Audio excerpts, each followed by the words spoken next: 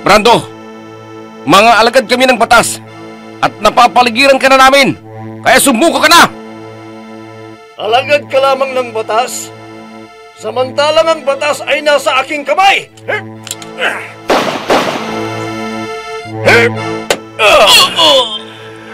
Nagkamali ka ng binangga, kaya katapusan mo na ngayon!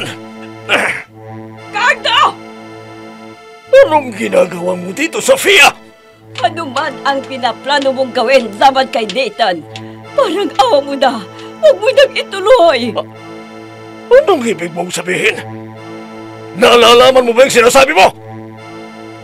Batid mo kung anong ginawa ng lalaki ito sa aking anak. Eh, dapat sa lalaki ito ay mamatay! Cardo, huwag! Paano mo pa yatang ipagtanggol ang lalaking ito na kinamumuhian mo? At ikaw, Nathan, magaling na pulis. Magdasal ka na dahil katapusan mo na! Nathan!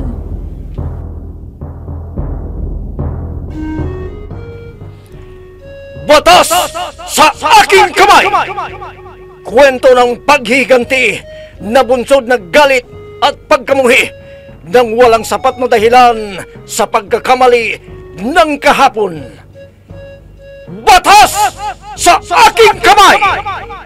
Mula sa panulat ni Andrea Solar at sa direksyon ni Jun Cabato. Batas sa aking kamay! Inihahandog sa inyo ng F3 Recording Studio para sa pambansang radyo ng Pilipinas, Bombo Radio Philippines.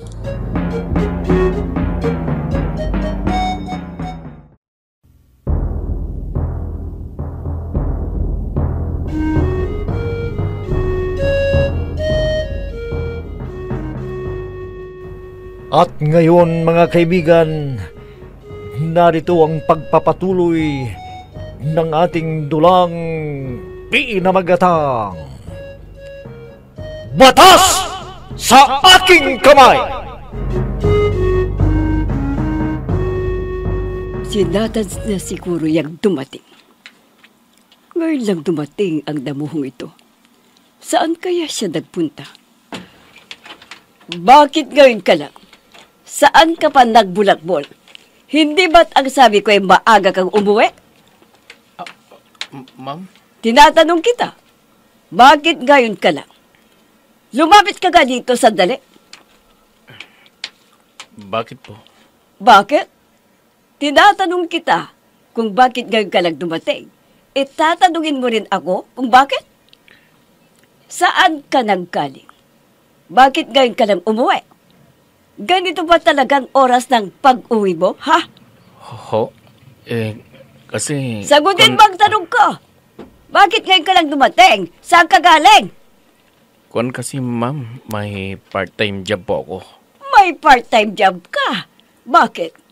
Kulang pa ba ang sinabi ko sa'yo na magiging sahod mo sa pagbabadeho mo sa akin, ha? Naliliitan ka sa sahod mo? Anong gusto mo? Dagdagan ko pa, ha? Sumagot ka! Ma'am, ipagpaumanhin po ninyo. Pero hindi lamang po pera ang pinag-uusapan dito. At marunong ka palang sagot-sagutin ako. Nakatungtong ka lamang sa kolehiyo walang kinalaman dito kung may pinag-aralan ko wala. Ang pinag-uusapan dito ay matuto naman kayong rumespeto ng kapwa ninyo. Kahit nasa tingin ninyo ay kayang-kaya ninyo. Hindi kayo Diyos. Para lahat na lamang ng sabihin ninyo ay tama.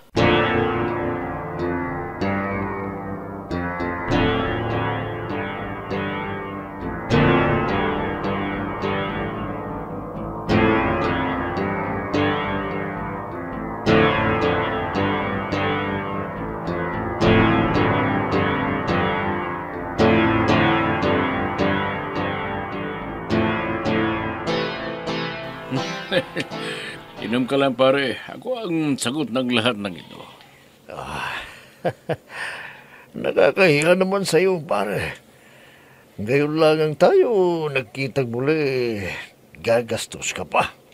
Ano naman, minsan-minsan lang naman ito.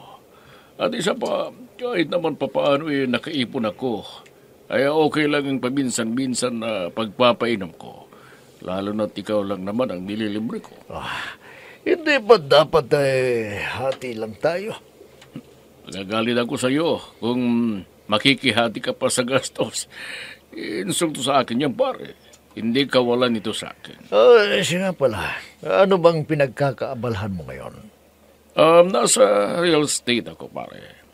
Yung konting naipon ko mula sa pagtatrabaho ko sa ibang bansa, kinapital ko. Negosyante ka na pala ngayon kung ganon. Oo, pare. At kahit pa paano kumikita naman. Ito. Siya nga pala. Ilan na ang anak mo ngayon, pare? 2, pare. Isang lalaki at isang babae. Ikaw, ilan na ang anak mo? Pares lamang pala tayo, pare. Yun nga lang. 2 babae at parehong nasa Canada. Wala ka na palang inaalala ngayon kundi sarili mo lang, pare. Hindi rin nga. Kasi kung minsan nga, ako pa nga ang nagpapadala ng pera doon sa mga anak ko. Alam mo naman kung maglambing sila, hindi ko matanggihan. Ang mga anak nga naman, kapag sila ay naglambing sa magulang, hindi ka makakatanggi. Sige pa, pare, inom ba? Mahina ka yata ngayon sa inuman, Hindi na matulog ng dati. Medyo tumatanda na tayo, pare. Kaya hinay-hinay tayo sa alak. Mahirap na. Paminsan-minsan lang naman to, pare. Bukas may bayad na to. Babalik pa kasi ako sa presinto, pare. Ang totoo nga niyan, pinagbigyan ko lamang ang kahilingan mo. Kaya ako narinito. Siyempre, matagal din tayong hindi nagkita at hindi nagkainuman, kaya hindi ko pwedeng tanggihan ang imbitasyon mo. Ano? Pinagbigyan mo lamang pala ako kung gano'n? Hindi ka pala nag-enjoy kung gano'n? Hindi naman sa hindi ako nag-enjoy. Siyempre, nasa duty kasi ako ngayon Pumuslit lang ako. Pwede ko ba namang hiyain ng parikoy ko? Nag-enjoy naman ako kahit papaano. Masyado ka namang tapat sa serbisyo mo, pare ko. Okay lang ba ang sahod mo dyan? Abay, bihira na ang tapat sa trabaho ngayon. Oo naman. Kahit papaano, kontento na ako sa sahod ko. Napag-aral ko naman ang anak ko. Naibibigay ko ang pangangailangan ng anak ko sa kanyang pag-aral. Meron akong lupa't bahay na wala sa pangkaraniwang empleyado. Kaya okay na ako sa ganito, pare ko.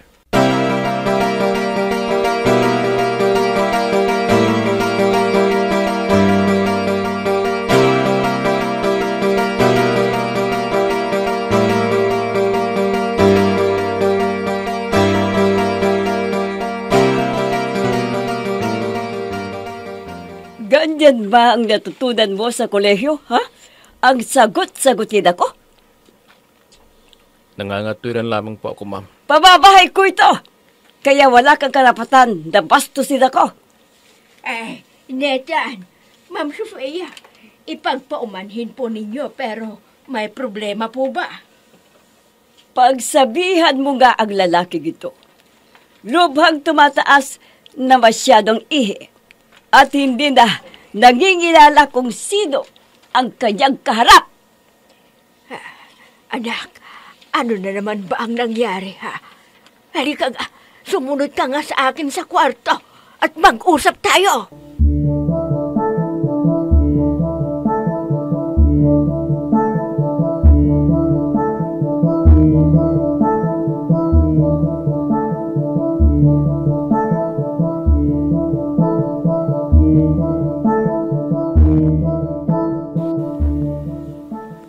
Wala na po talaga siya sa katwiran, inang. Anak, hindi katwiran ang pambabastos mo sa nakakatanda sa'yo. Lalo na't siya ang amo natin. Kahit pa isipin mong wala ito sa katwiran. Ano na lamang kung ganun ang silbi ng ating pag-iisip kung hahayaan na nating apak-apakan tayo? Ano bang apak-apakan ang sinasabi mo? Wala namang ginagawa si Ma'am Sofia. Ano ba? Kasi, ipinapaliwanag ko lamang naman ho na atrasado akong umuwi. Dahil may part-time job ako. Pero bigla akong tinanong kung kulang pa raw ang tinatanggap kong sahod dito. Na kesyo gusto ko lang daw na padagdagan. Iho, hindi naman siguro yon ang ibig sabihin ni Ma'am Sofia. Mayroon lamang siguro itong gustong sabihin sa iyo na hindi mo makuha-kuha. Gustong ano ho? Mayroon lamang siguro siyang gustong ipaintindi sa iyo, siguro. Kung meron siyang gustong sabihin, pwede naman niyang sabihin sa magandang pamamaraan na hindi niya kailangang mamahiya para lamang masabi niya ang gusto niyang sabihin. Anak, hindi ba sinabi ko na sa'yo noon? Pagpasensyahan mo na lang si Ma'am Sofia dahil mayroon itong pinagdaraanan. Inang naman, hindi naman porkit may problema na ang tao, may lisensya na siyang mamahiya o manakit ng kanyang kapwa-tao. Laban naman tayo may problema. Nagkataon lamang kasi, anak, na hindi pangkaraniwan ang pinagdaraanan ni Ma'am Sofia. Bakit po ako? Wala ho ba akong pinagdadaanan? At kung problema nila lamang ang pag-uusapan, bakit wala ho ba akong problema? Ang totoo nga niyan, siyang problema ko Neta? Totoo po yan, inang. Si Ma'am Sofia ang problema ko. At kung ako rin lamang ang tatanungin, mas gusto ko na hong magalit siya ng gusto sa akin hanggang maisipan niya akong palayasin dito para wala na ho kayong may dadahilan para manatili pa tayo sa bahay na to.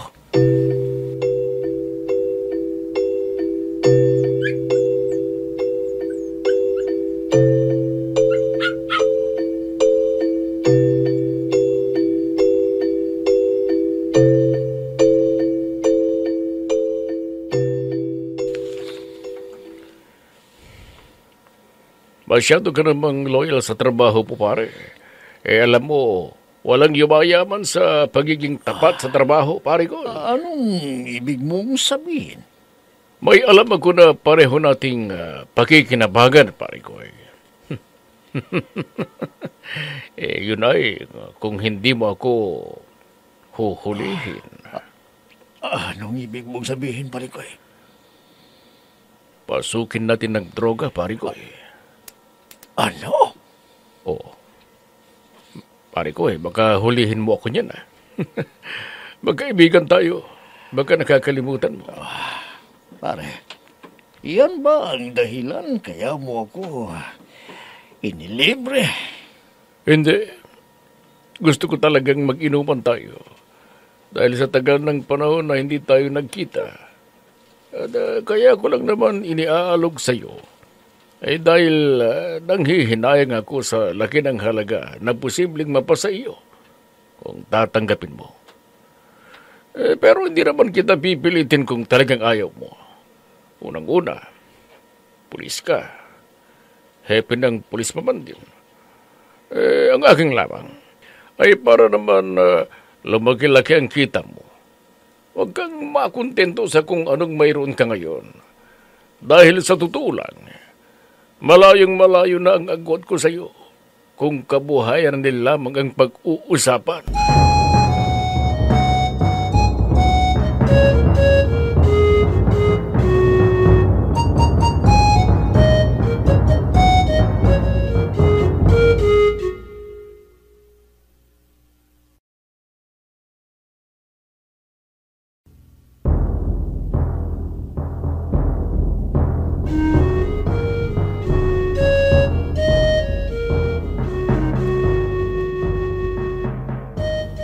Anak, ano ka ba naman? Nag-usap na tayo tungkol sa bagay na yan. Pero inang, napapangitan na po kasi ako sa sitwasyon ko sa bahay na to. Biruin ninyo. Parang lumalabas na binabastos ko na ang amo natin. Napakasama na ho ng tingin ko sa sarili ko Pero kaysa naman, mawawalan ako ng respeto sa sarili ko. Kailangan kong mga tuwiran. Kaysa naman hahayaan siyang apak-apakan ako dahil lamang sa kakapusan natin sa buhay. Anak, tulad ng sinabi ko, Pagpasensyahan mo na lamang si Ma'am Sofia. Alang-alang man lang sa akin. Maipapangako mo ba sa akin na hindi na ito mauulit pa? Ha, anak? Inang, hindi ko ho maipapangako yan. Kung itinuturing mo akong magulang iho, sundin mo ang pakiusap ko sa'yo. Ikaw rin ang magiging kawawa kung aalis ka sa bahay na ito. Kawawa ako kung aalis ako dito. Ibig ho pa ninyong sabihin, Ninang, maiiwan kayo dito, halimbawa lang na aalis ako. Dahil wala tayong pupuntahan, anak. Wala tayong matutuluyan. Pero maghahanap nga po ako ng trabaho. At anong trabaho? Unang taon mo pa lamang sa kolehiyo, anak. Yung iba nga nahihirapan ng maghanap ng trabaho kahit na nakatapos ng kolehiyo. Ikaw pa kaya? Na unang semestre mo pa lamang sa kolehiyo? May mga nagpapatutor sa akin, Ninang. Pero anak, ano ba naman ang halaga ng pirang natatanggap mo mula sa pag-tutor mo? Sa ngayon siguro hindi mo pa nararamdaman dahil libre tayo lahat. Pero sa oras na bumukod tayo ng tirahan at babayaran na natin ang lahat, kulang yang tinatanggap mo sa pag-tutor mo, anak. Pang matrikula mo, ay saan mo kukunin? Makakaraos din siguro tayo, Inang. Hindi. Ayokong magaya ka sa akin na walang pinag-aralan. Kaya't anuman yang iniisip mong gawin, ay huwag mo nang ituloy. Alang-alang man lang sa magandang buhay na naghihintay sa'yo.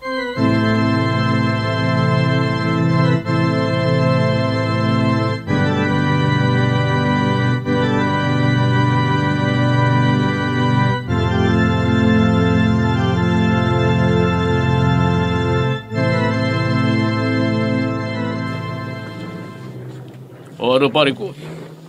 Payag ka? Wala ka namang gagawin Wala nga akong gagawin pero ang inaalok mo sa akin ang bagay na numero unong dahilan. Hindi dapat naming usigin bilang alagad na batas. Hindi mo ba ako mapagbibigyan kung gano'n, pare? Hingin mo na ang lahat sa akin na kahit ano. Huwag lamang yan, pare ko. Paano ngayon yan? Di huhulihin mo pala ako ngayon. Pare ko naman, bakit naman kita huhulihin? Una, wala naman akong nakikitang hawak mong droga. Pangalawa, wala kang ginagawang masama sa akin. At pangatlo, nag-uusap lamang lang tayo. Na pang-apat, kaibigan kita. Basta lang ang sa akin hindi ko matatanggap ang inaalok mo sa akin. At sana maintindihan mo naman ako. Naiintindihan naman kita Ang akin lamang ay para tulungan ka na umangat sa buhay. Kontento na ako pare ko sa estado ng buhay ko ngayon. Okay, wala na akong sinabi. Narito na pala ako sa subdivision na tinitirhan ko. Yung pangako mo sa akin, hindi mo ako huhulihin. Bakit naman kita huhulihin? Wala naman akong hawak na warat o baras laban sa iyo. Malay ko ba? Inamin ko kasi sa iyo na may kontak akong big-time drug lord na taga-China. Nabanggit mo yun sa akin dahil kaibigan mo ko at hindi dahil pulis ako. Kaya wala kang dapat na ikabahala. Kaibigan kita. Mananatiling lihim ang ipinagtapat mo sa akin. Kahit pa may kinalaman pa yan sa droga.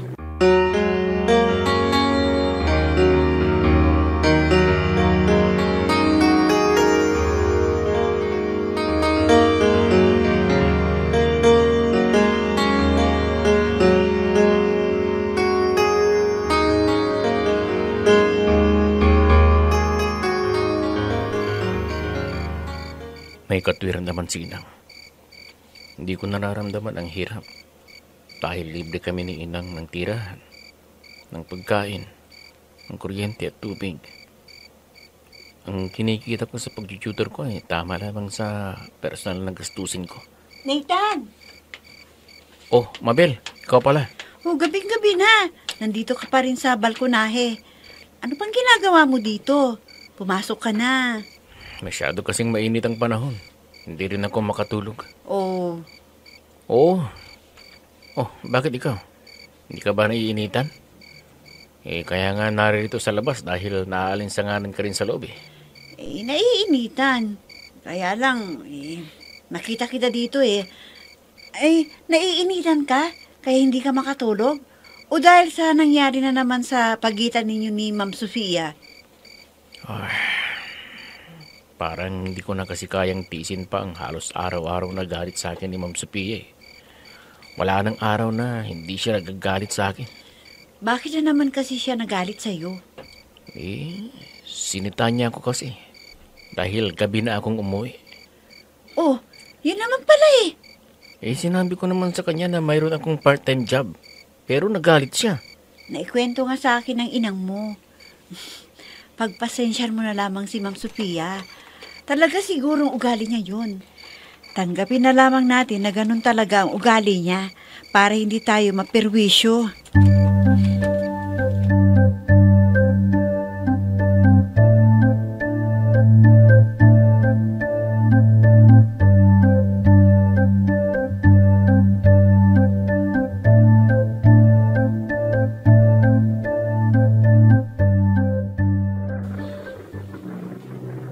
Pare ko, itabi mo na riyan. Salamat sa paghatid mo sa akin, pare ko. Wala yun. Paano? Hanggang dito na labang ako. Ikaw naman kasi, ayaw mong tanggapin ang alok ko. Iba na lamang ang iyalok mo sa akin, pare ko. Muli, sana maintindihan mo ko. Oo naman.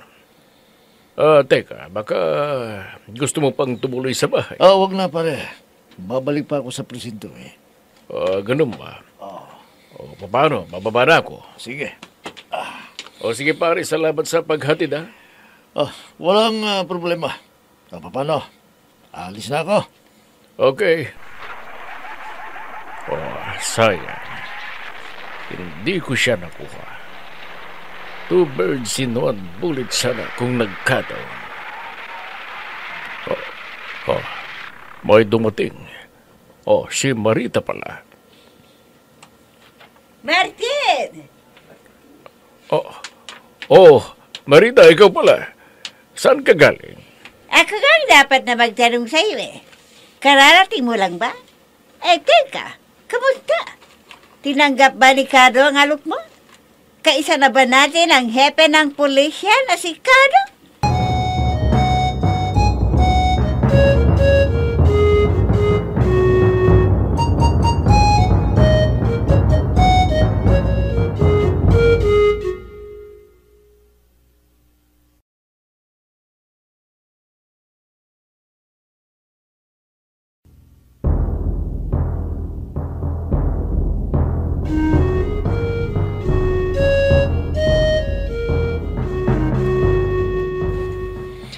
Sino kaya sina Martin at Marita sa buhay ni Carlo? Mga kaibigan, huwag ninyong kaligtaang subaybayan ang pagpapatuloy ng ating dulang pinamagatang Batas sa Aking Kamay! Mga nagbibigay buhay, sina Ahmed Diaz, Mayra Abrihal Narnola, Eva Alcoreza, June Cabato, Robert D. Guzman, Oscar Ora. Mula sa panulat ni Andrea Solar at sa direksyon ni June Cabato. Technical supervision at sa musika ni Oscar Ora. Batas sa Aking Kamay! Inihahandog sa inyo ng F3 Recording Studio para sa pambansang radyo ng Pilipinas, Bombo Radio Philippines.